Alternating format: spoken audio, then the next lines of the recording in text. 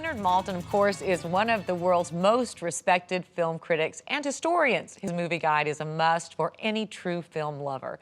Now, Leonard and his daughter Jessie have curated a special festival of their favorite films. Movie fans, take note, MaltinFest is coming. There's nothing you can do about it. And there's nothing you can do about it. It's coming. I am so excited to see you and so excited about this fest. What made you put this together? Thank you, Lisa. Well, my daughter Jessie has become my partner in crime. And Jessie, as a young woman, has kind of entered the fold and taken the lead in putting this together, because we wanted to bring people together to see movies. And what we wanted to do was to show films that didn't find the audience they deserved the first time around. I love that. So these are not classic films. These are more recent vintage films that just kind of flew under people's radar. Well, you have on your list one of my all-time favorite movies, really and truly, in the last 30 years, Sing Street. Oh, what a wonderful film. What a charmer. Made by the Irish writer-director John Carney. Do you want to be in a video for my band? So if you're in a band, sing me a song. Take on me. I wondered why Sing Street didn't catch on, if it was just a matter of timing, it slipped through the cracks. I think the folks who released it just didn't know what to do with it or how to promote it. It has no stars of any note. It's these kids. Lucy Boynton is now getting better known. Right. But it didn't have, an easy hook to sell it on.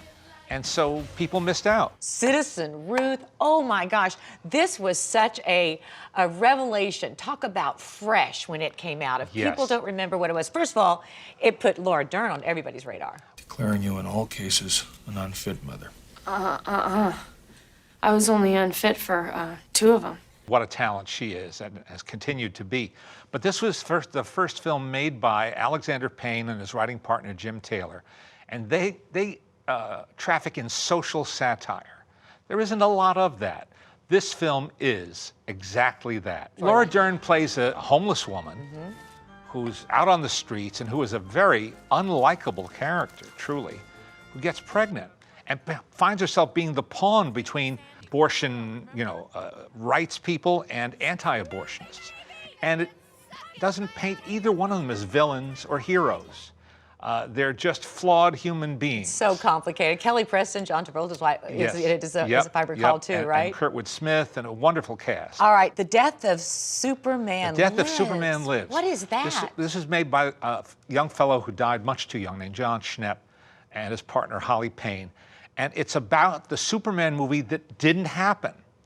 It was written by Kevin Smith, who has a huge following. Hysterical. And it was going to star Nicolas Cage, who was such a Superman fanatic, he named his son Kal-El in real life. And it had all the promise of being like the ultimate fans' Superman movie. And things didn't quite work out the way they were supposed to. So this fellow went and got everybody on camera and tells the story, the fascinating story of a movie that almost was. You think back about it now, Willie, how do you feel about it? Why are you trying to depress me so much? Does anybody got any cyanide or anything I can take? Bela Lugosi meets a Brooklyn gorilla. People say, what? I said, no, that's a real title. That's actually the title of this movie. It's the only old feature film that we're showing. And it's because I have a perverse fondness for this movie. It stars the great Bela Lugosi, and past his prime, true, but he's still Bela Lugosi. And 2 guys who were the poor man's Dean Martin and Jerry Lewis. Well, what'd he say?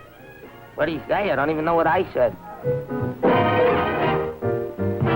I mean, doing a rank imitation of Dean and Jerry. And it's a B movie through and through, and will only take up an hour and a quarter of your life.